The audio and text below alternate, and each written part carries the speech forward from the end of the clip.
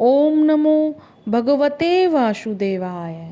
आज हम सुनाएंगे आपको सफला एकादशी व्रत कथा।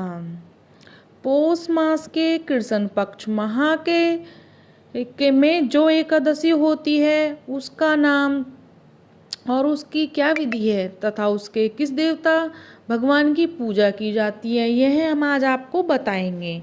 भगवान श्री कृष्ण कहते हैं, बड़ी बड़ी दक्षिणा वाले यज्ञों से भी मुझे उतना संतोष नहीं होता जितना एकादशी व्रत के अनुष्ठान से होता है।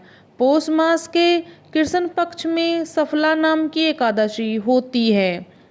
उस दिन विधि पूर्वक भगवान विष्णु की पूजा करनी चाहिए, जैसे नागों में शेषनाग, पक्षियों में गरुड़ और देवताओं में श्री विष्णु श्रेष्ठ हैं। उसी प्रकार संपूर्ण व्रतों में एकादशी व्रत श्रेष्ठ है। राजन, सफला एकादशी का नाम मंत्रों का उच्चारण करके नारियल के फल, सुपारी, बिजोरा तथा जमीरा, नींबू, अनार, सुंदर आंवला, लौंग, बेर तथा विशेष आम के फलों और धूप दीप से श्री हरि विष्णु का पूजन करें। सफला एकादशी को विशेष रूप से दीपदान करने का भी विधान है। रात को वैष्णव पुरुषों के साथ जागरण करना चाहिए। जागरण करने वाले को जिस फल की प्राप्ति होती है वह हजारों वर्ष तपस्या करने से भी नहीं मिलती। नृपश्रेष्ठ, अब सफला एकादशी की शुभकारिणी कथा। अब सफला एकादशी की कथा शुरू करते हैं, सुनो। चंपावती नाम से विख्यात एक पुरी है जो कभी राजा महिष्मत की राजधानी थी। राजश्री महिष्मत के 5 पुत्र थे। उनमें जो बड़ा था वह सदा पाप कर्म में ही लगा रहता था। परम स्त्रीगामी और वैश्यासक्त था। उसने पिता के धन को पाप कर्म में ही खर्च किया। वह सदा दुराचारी तथा वैष्णवों और देवताओं की निंदा किया करता था। अपने पुत्र को ऐसा पापाचारी देखकर राजा महिष्मत ने राजकुमारों में उसका नाम लुम्भक रख दिया।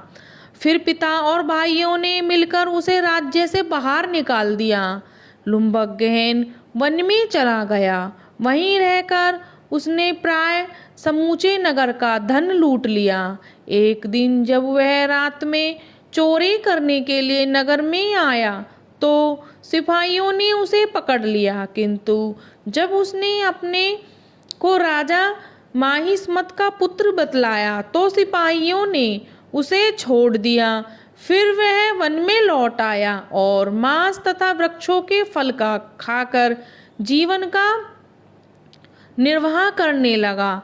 उस दुष्ट का विश्राम स्थान पीपल वृक्ष पर बहुत वर्षों से था। उस वन में वह वृक्ष एक महान देवता माना जाता है।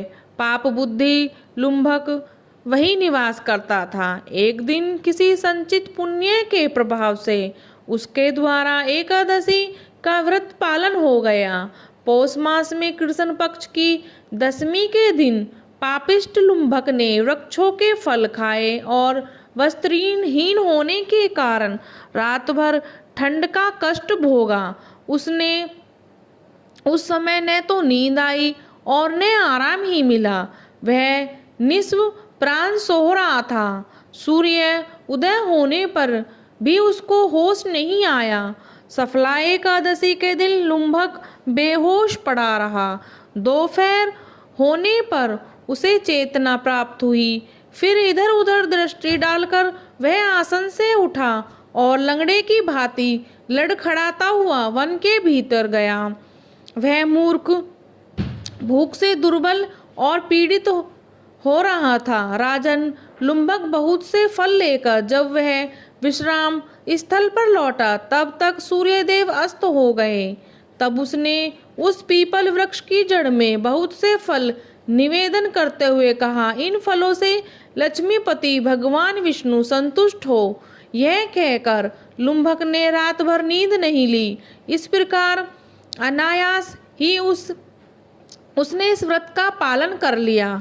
उस समय सहसा आकाशवाणी हुई, राजकुमार तुम सफला एकादशी के प्रसाद से राज्य और पुत्र प्राप्त करोगे। बहुत अच्छा कहकर उसने वह वरदान स्वीकार किया। इसके बाद उसका रूप दिव्य हो गया। तब से उसकी उत्तम बुद्धि भगवान विष्णु के भजन में लग गई। दिव्य आभूषणों से सुशोभित होकर उसने निष्कंठ राज्य प्राप्त किया और 15 वर्षों तक वह उसका संचालन करता रहा और उसको मनोवग नामक पुत्र उत्पन्न हुआ। जब वह बड़ा हुआ तब लुम्भक ने तुरंत ही राज्य की ममता छोड़कर उसे पुत्र को सौंप दिया और वह स्वयं भगवान श्री कृष्ण के समीप चला गया, जहाँ जाकर मनुष्य कभी शोक में नहीं पड़ता। राजन, इसी प्रकार जो सफला एकादशी का व्रत करता है वह इस लोक में सुख भोग कर मरने के पश्चात मोक्ष को प्राप्त होता है। संसार में वे मनुष्य धन्य हो जो सफला एकादशी व्रत में लगे रहते हैं, उन्हीं का जन्म सफल है। महाराज, इसकी महिमा को पढ़ने और सुनने तथा उसके अनुसार आचरण करने से मनुष्य राजयूष यज्ञ का फल पाता है। ओम नमो भगवते वासुदेवाय।